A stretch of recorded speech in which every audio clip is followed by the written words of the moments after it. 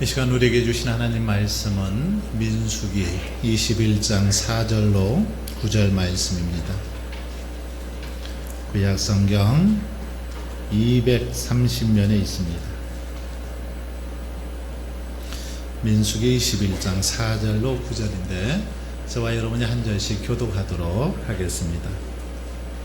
백성이 호르산에서 출발하여 홍해길을 따라 에돔 땅을 우회하려 하였다가 길로 말미암아 백성의 마음이 상하니라.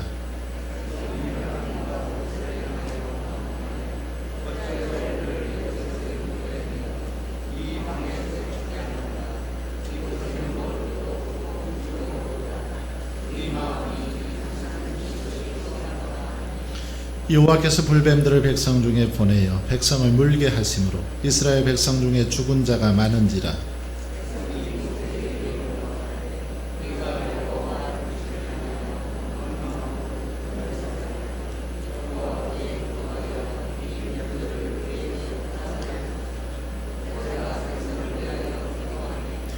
여호와께서 모세에게 이르시되 불뱀을 만들어 장대 위에 매달아라. 물린 자마다 그것을 보면 살리라. 모세가 놋뱀을 만들어 장대 위에 다니 뱀에게 물린 자가 놋뱀을 쳐다본즉 모두 살더라. 아멘. 우리 옆에 계신 분하고 한번 인사 나누겠습니다. 우리 집사님은 권사님은 호칭을 하면서 당신은 신앙의 금메달감입니다. 이렇게 한번 인사할까요?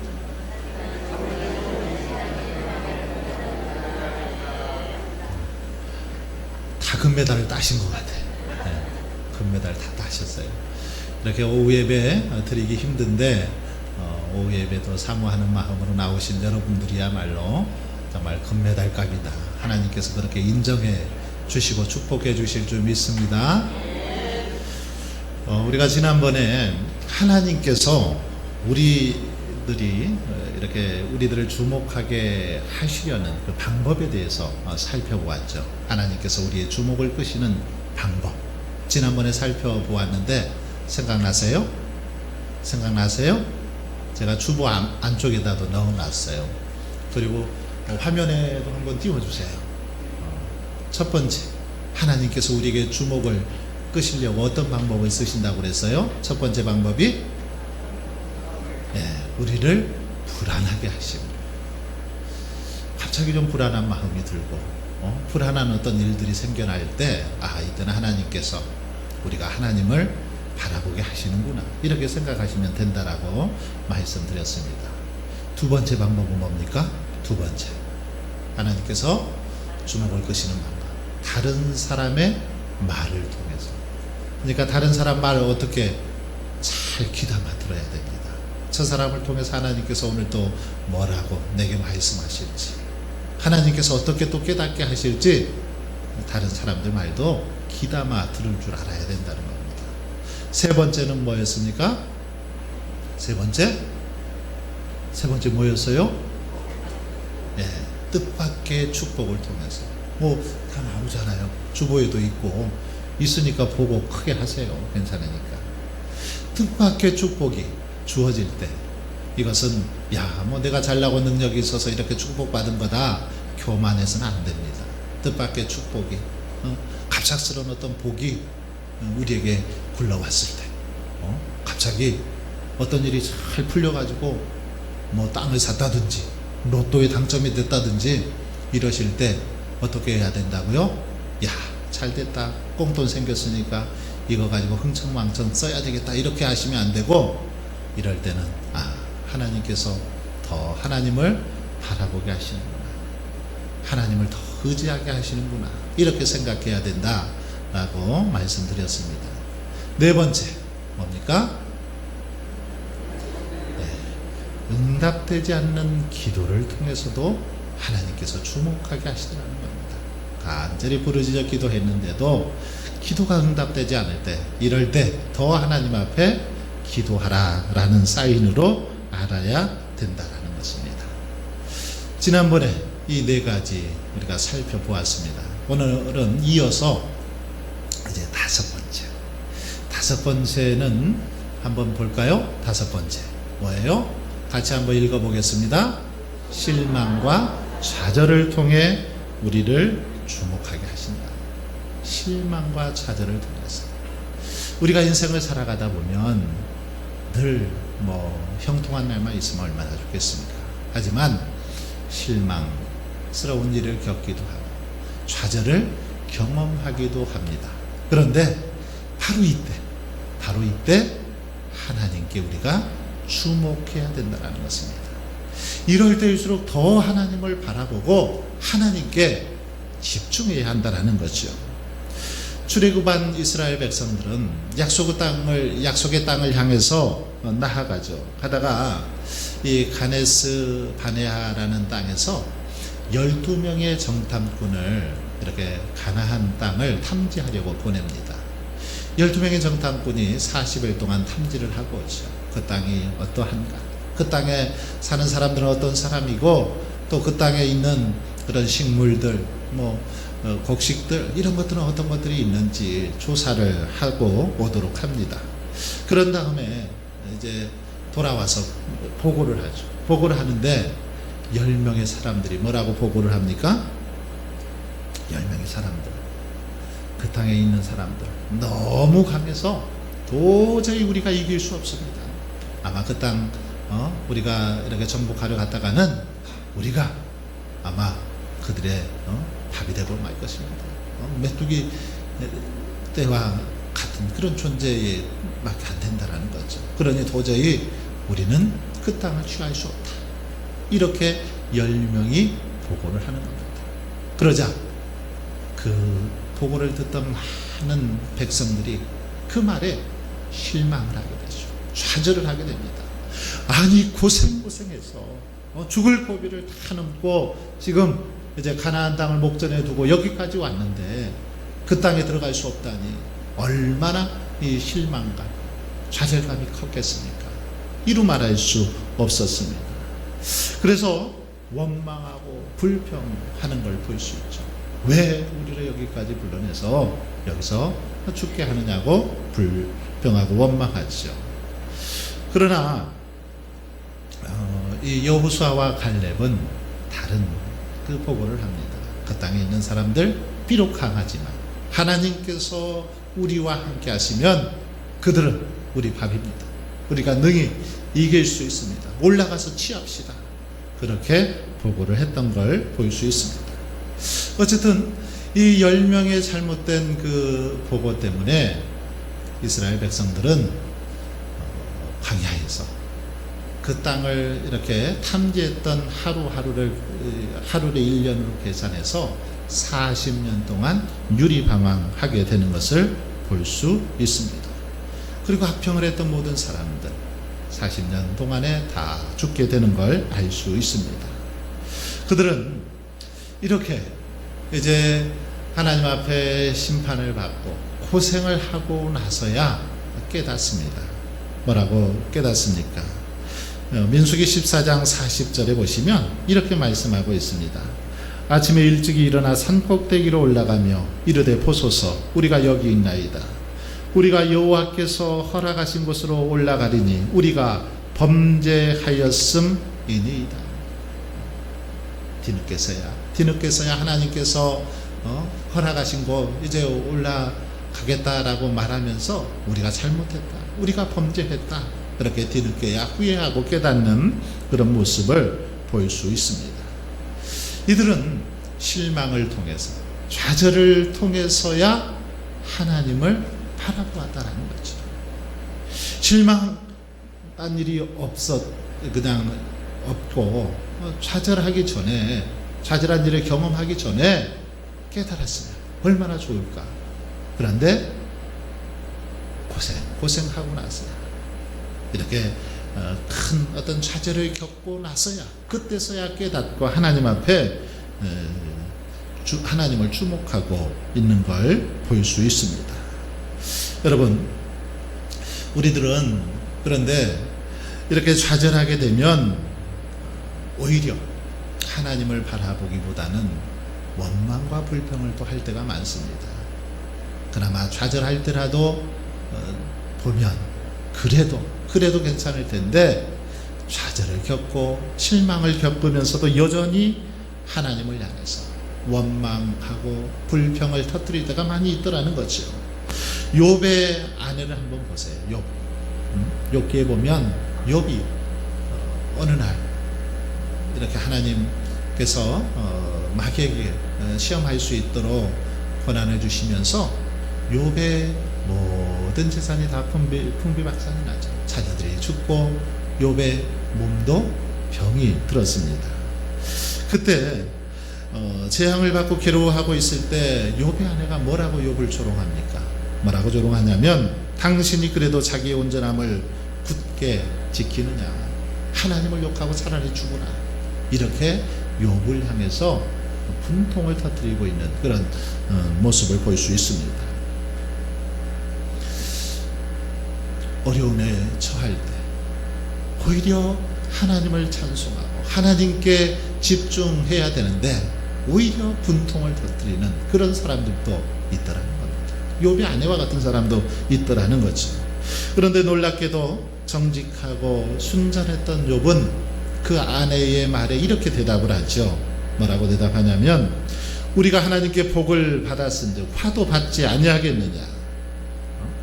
하나님께 복을 받았은즉 화도 받지 않겠느냐. 그러면서 욥은 그 위기를 극복해내는 모습을 볼 수 있습니다. 여러분, 욥은 정말 좌절 속에서도 실망 속에서도 끝까지 하나님께 주목했죠. 하지만 욥의 아내는 그렇지 못했다라는 것입니다. 실망과 좌절에 대해서 우리가 어떤 태도를 가지는가가 중요함을 이 둘의 모습을 통해서 우리에게 가르쳐주고 있습니다. 한 사람은 그 속에서 더 하나님을 원망하고 하나님께 저주를 퍼부어댔지만 욥은 그 속에서도 끝까지 하나님을 바라보았다라는 것입니다. 여러분, 우리가 아무리 원망을 하고 불평을 한들 어떤 문제가 해결됩니까? 해결되지 않죠. 이것은 아무런 어떤 문제 해결에 도움이 되지 못합니다. 욥의 아내와 같은 그런 어떤 자세, 문제를 해결할 수 있는 아무 해법이 되지 못하더라는 것이죠. 그러면 좌절을 경험할 때 우리가 어떻게 해야 될까? 어떻게 하는 것이 중요합니까? 먼저 이런 원치 않는 실망이나 좌절을 경험하게 될 때 먼저 우리는 그것을 통해서, 이 일을 통해서 하나님께서 지금 내게 무엇을 말씀하시려고 하는지 생각해 보아야 된다는 겁니다. 과연 이 일을 통해서 하나님께서 내가 무엇을 깨닫고 또 어떻게 서기를 바라는지 이것을 깊이 묵상하는 자세가 중요하다는 겁니다. 또한 여기서 이렇게 우리 자신을 돌아본 다음에는 이제 이 일을 통해서 하나님께서 내게 기대하시는 계획, 내게 원하시는 그 삶의 모습, 그것이 무엇인지를 깨닫기 위해서 노력해야 된다는 겁니다.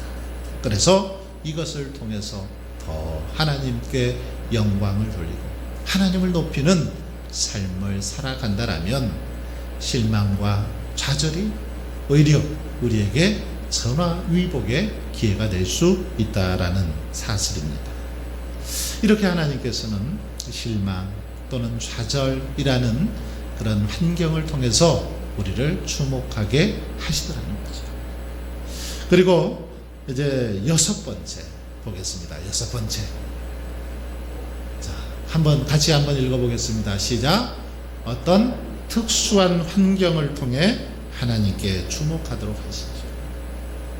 특수한 환경. 이 특수한 환경들을 통해서 하나님께 주목하시는데 어떤 특수한 환경들을 통해서 주목하게 하실까요? 모세는 왕궁에서 이렇게 자라나게 되죠. 그래서 어디에 내어놔도 손색이 없을 정도로 왕국에서 교육을 잘 받고 자라납니다. 뛰어난 어떤 무사요, 지략가로 자라나게 되죠. 그랬던 그 모세가 어느 날 자기 동족이 괴롭힘 당하는 것을 보고 그냥 돌로 그 사람을 애굽 병사를 쳐 죽인 거지. 쳐 죽였습니다. 그러면서 모세는 도망을 치게 됩니다. 미디안 광야로 도망을 치죠. 도망을 쳐서 40년 동안 그곳에서 양무리를 치면서 숨어 지내는 아주 특수한 환경 가운데 처하게 되는 것을 볼 수 있습니다. 그리고 양을 치다가 어느 날 호렙산에서 그 떨기나무에 불이 붙어 있는 그런 아주 희한한 특수한 그런 환경을 목격하기도 합니다. 이런 환경을 통해서 하나님께서는 모세로 하여금 하나님께 주목하도록 하는 걸 볼 수 있습니다. 아주 특수한 환경.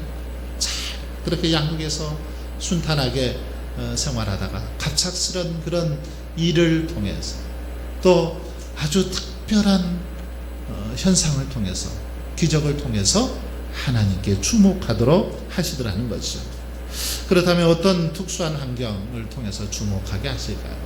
몇 가지가 있는데 첫 번째는 바로 실패라는 특수한 환경을 통해서 하나님께서는 주목하게 하시는 걸 볼 수 있습니다.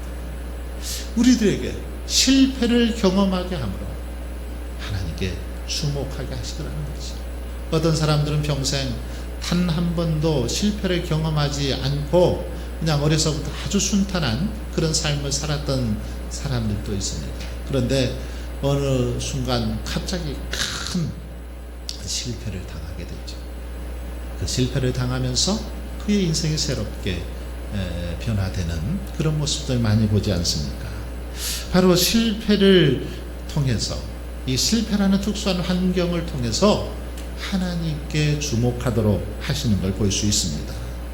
약속의 땅에 도착한 이스라엘 백성들, 이들은 보면 난공불락의 여리고성을 아주 쉽게 정복을 하죠.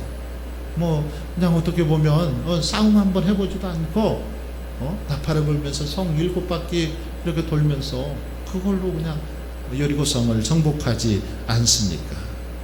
하지만 여리고성에 비하면 아주 규모가 작은 아이성, 이 아이성을 정복할 때는 실패를 합니다. 대패를 하죠. 이스라엘 군사들이 무려 36명이나 아이성 전투에서 죽게 됩니다. 그런데 왜 이들이 실패했습니까? 실패한 이유는 아간의 범죄 때문이지. 아간이라는 사람이 여리고성 정복할 때 이 성의 탈취물들은 다 하나님께 드리고 태울 것은 태우라고 했는데 그렇지 않고 인마이 폭행 한 거죠.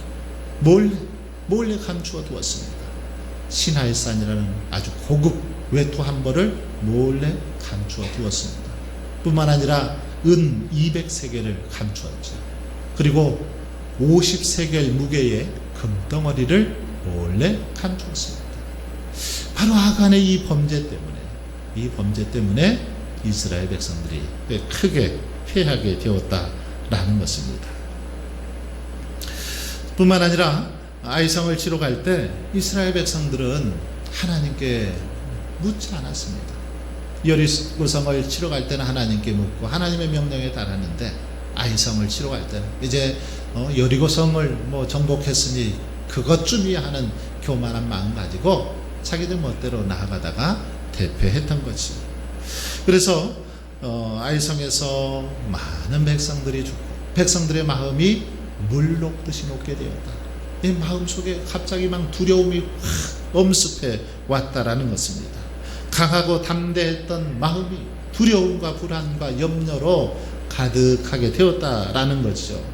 그런데 하나님께서는 바로 이 특수한 환경, 실패라는 이 특수한 환경을 통해서 이스라엘 백성들이 다시 한번 하나님을 의지하고 하나님께 집중하도록 하는 것을 볼 수 있습니다. 이 실패를 통해서 하나님을 더 바라보고 의지하게 하시더라는 겁니다. 그러게 여러분, 우리가 살아가다가 때로 실패를 경험할 때 바로 이때야말로 하나님께 집중할 때임을 여러분 기억할 수 있길 바랍니다. 어떤 일이 내 뜻대로 되어지지 않을 때 그때 더 하나님을 의지하고 바라보아야 되는 때인 줄 믿습니다. 두 번째는 경제적인 파탄이라는 아주 특수한 환경을 통해서 하나님께 주목하게 합니다. 경제적인 파탄. 우리가 세상 살아가다 보면 특별히 건강의 문제도 생길 수 있지만 경제적으로 어려움을 당할 때가 있습니다. 하는 일들마다 다 뜻대로 되지 않고 자꾸 빚더미만 늘어나는 그런 경우를 체험할 때도 있습니다.